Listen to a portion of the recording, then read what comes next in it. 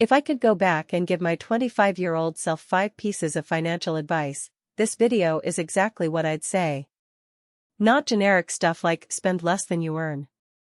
Specific, actionable truths about money that most people don't figure out until their 30s or 40s, by which point they've already paid a serious price for not knowing.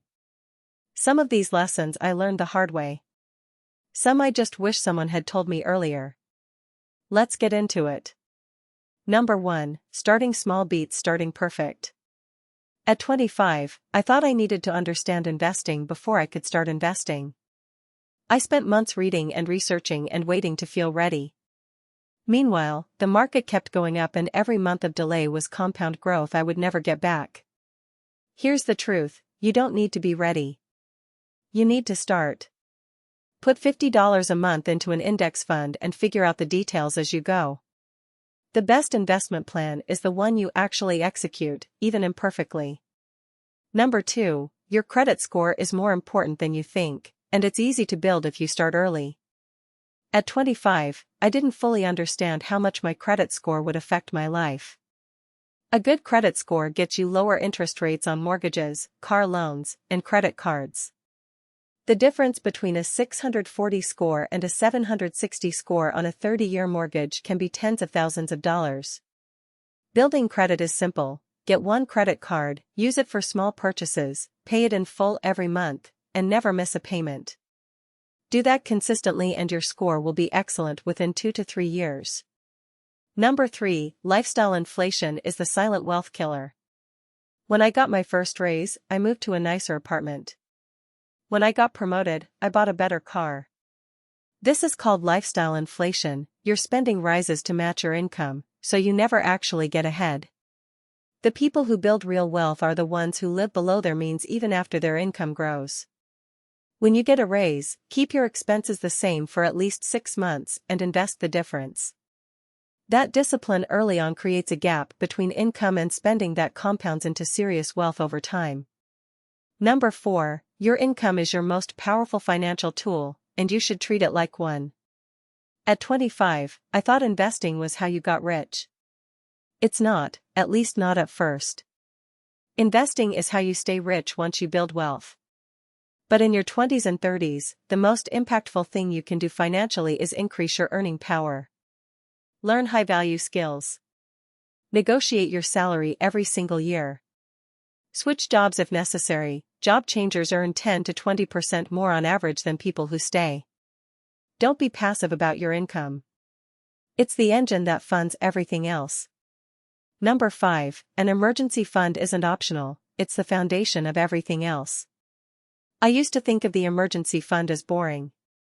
Why keep $5,000 in a savings account earning almost nothing when I could invest it? Because life happens. A car breaks down. A medical bill arrives. A layoff comes out of nowhere. Without an emergency fund, any of these events forces you to take on debt, credit card debt, personal loans, and that debt unravels all the investing progress you've made. 3 to 6 months of expenses in a high-yield savings account isn't just boring savings, it's the thing that protects your entire financial plan. Let me add one bonus thing I wish I had understood at 25, compound interest is not a gradual process.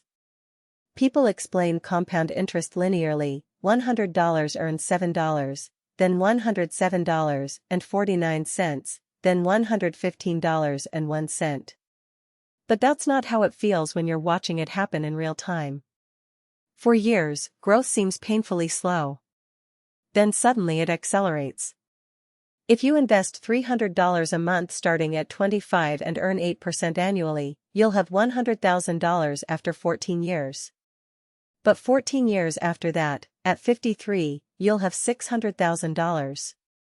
The last decade does more than all the previous decades combined. This is why starting at 25 instead of 35 is a decision worth hundreds of thousands of dollars. So here's the summary. 1. Start investing now, even small. 2. Build your credit score intentionally. 3. Resist lifestyle inflation when income grows. 4. Invest in your earning power as aggressively as you invest in the market. 5. Build your emergency fund before everything else. These aren't complicated ideas. But most people spend years, sometimes decades, figuring them out through painful trial and error. You don't have to. You just have to act on them. One last thought, the gap between knowing this and doing it is where most people stay stuck. They understand the principles but they delay action because it feels overwhelming. Don't let that be you. Pick one thing from this list, just one, and do it this week.